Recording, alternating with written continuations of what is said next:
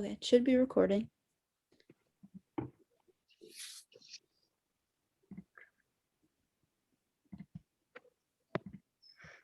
Are we starting with our names? Should we do that? Sure. Or like whenever it's your turn, should we say our name? Yeah, I don't know if it matters. I don't know. We could all just kind of like say it at the beginning. Okay. Yeah.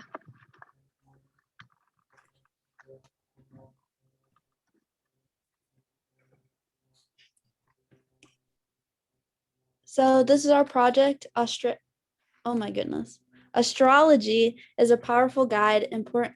I can't see half of this. Okay. Take 2. Astrology is a powerful guide to important events and human personality. So this is done by Emily Reynolds. Caitlin Matz. Clarice Bromholt. Sydney Barney.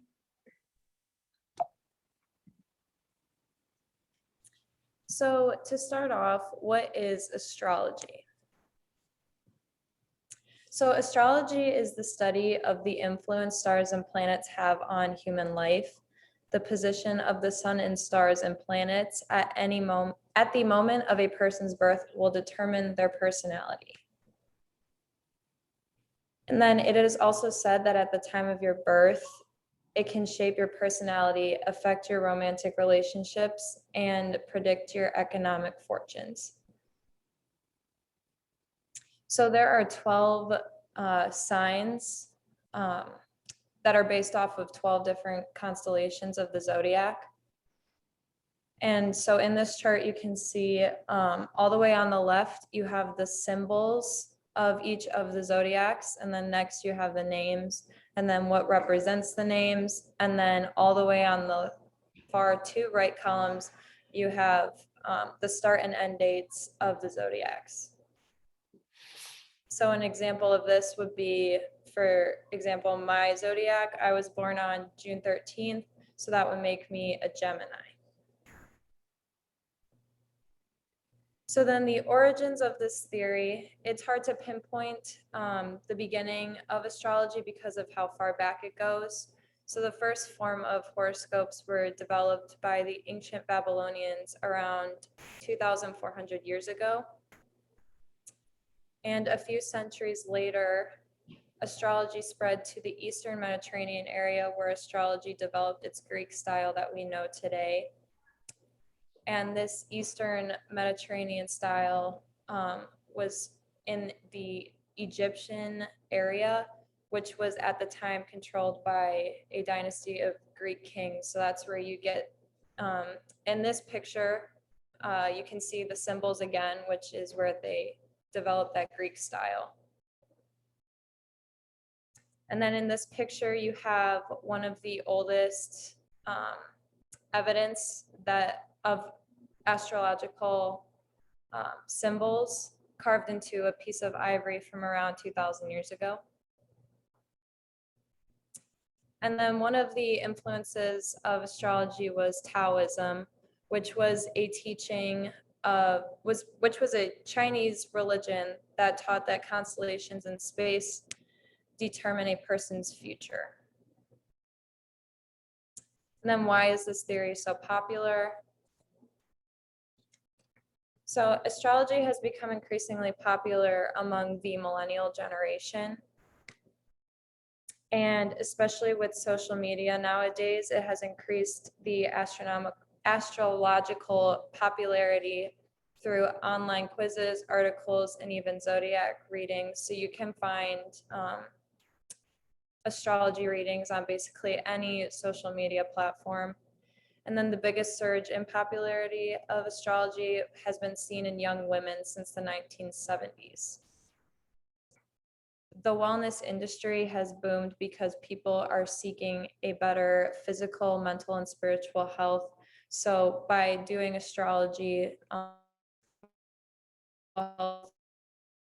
that to get to a overall better physical well-being.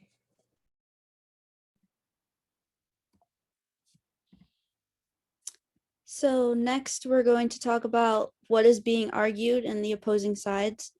So one side is that astrology is effective. Many people think that because it's low cost and it's a low risk of therapy, that it is also very reliable.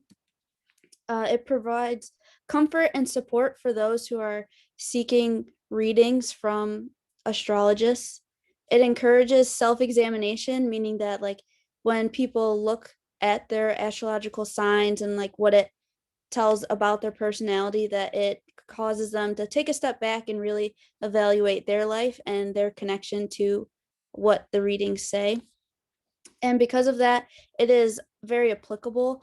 And as seen in the picture down at the bottom, just like it says the zodiac sign, as well as some things that they like or like to avoid.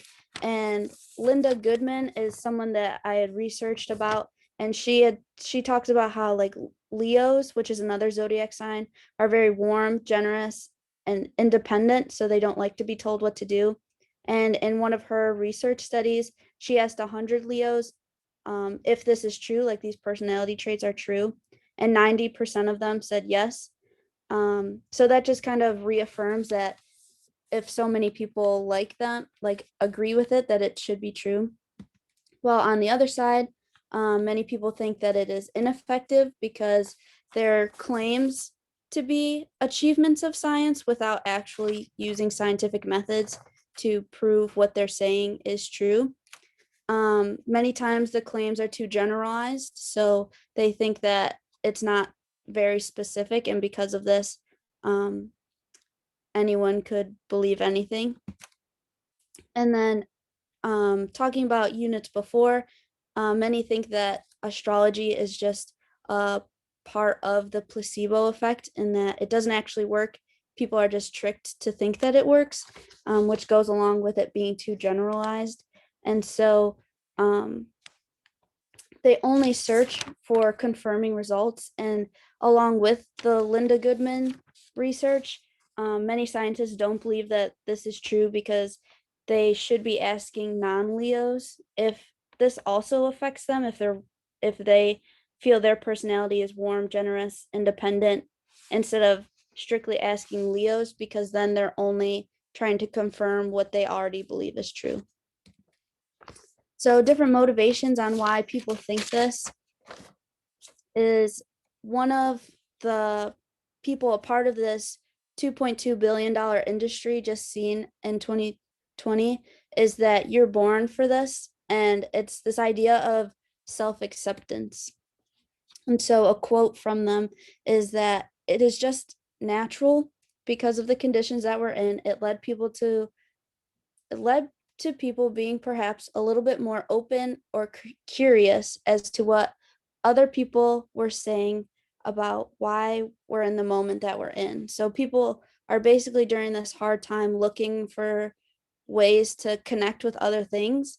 And so they found that astrology was really effective for them. And that's because it's easily accessible, as well as it boosts self-confidence, because you can get it for like you can see readings for every single day, and so that encourages people to keep looking at them. People have seen or experienced results, and this is mostly just because sometimes it can be so generalized that their results they can tailor more specifically to their life instead of actually seeing specific results. So of the 4 standardization arguments that we had, number 1 and 2 connected. And so a person's birth month and corresponding astrological sign does have an impact on their personality. That was our argument. Capricorns, being from December to January, are more open to spend money. And Aquariuses, from January to February, are more open and creative. So during these times of these months, these characteristics align with the elements and traits associated with the stars. Standardization number 2 said that there's historically a link to the observations about each sign and the traits that follow. However, modern sciences and psychology have tainted the longtime teachings of how the material world connects to the observations in the sky. And standardization number 4 explained that the position of the sun and when the month someone is born affects the person's personality. This occurs when the sign and linked planets crosses the sun's path, creating that person to exhibit specific traits. So is there a bias among all this evidence? One bias is the confirmation bias. So people hear these traits and they might start to convince themselves internally or even alter how they react to situations to conform to the traits associated with their sign. So if you're an Aquarius, you may start to act more on the extroverted, crazier side, because that's the typical explanation for the way an Aquarius would act. They want to believe what they have heard about their sign, being creative or impulsive, introverted, because they want to take this on and make it so that those traits fit who they are. The law of truly large numbers relates to it as well, because if you study and observe the predicted traits long enough, the person may start to identify with some of them. And that's the whole idea of you keep thinking over and over, I'm an Aquarius, I'm supposed to be on the more extroverted side, and you put yourself out there to be that type of person. So reconsidering situations, coming to the belief that yes, I'm actually impulsive during these months. So what are some of the alternative hypotheses? One being is that we all hold these specific traits, and it's our environment that will influence which one becomes stronger and not the stars. So in the sense of creativity, maybe you were raised in a more creative, rich environment. Maybe your school encouraged outside of the box thinking, and that's what caused the creativity in you to flourish more. Another one would be upon hearing these traits associated with the signs, we begin to believe what we hear and draw the necessary parallels to fit the character. Similar to what the confirmation bias and law of truly numbers states, we want to make ourselves fit into this idea that astrology has put out there for us. So we start to create the needed parallels to say, yeah, we are a Capricorn, we are a Leo. And then the last one is in ancient times, science and behavioral psychology had been underdeveloped. So people began to make the connections with what they would find.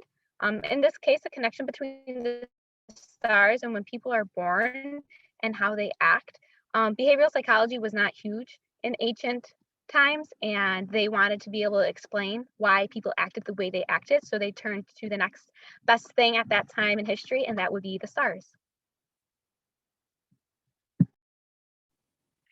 So following those hypotheses, evidence that's explained. So astrology is not a belief system. Its arguments should be verified in particular circumstances, and many experts agree it should be tested scientifically. Also, statistical evidence is not supported in this claim. Therefore, the expert is based on setting up a hypothesis. And personally, I have two Virgo friends in which they both have the same mannerisms. They both were born on different days and years, but share the same beliefs and behaviors. So which hypothesis is best? Both hypotheses support well-founded beliefs, as well as they both can be tested. And finally, the hypothesis that is simpler is the connection between the stars and when they were born and how they act. And that finalizes our presentation.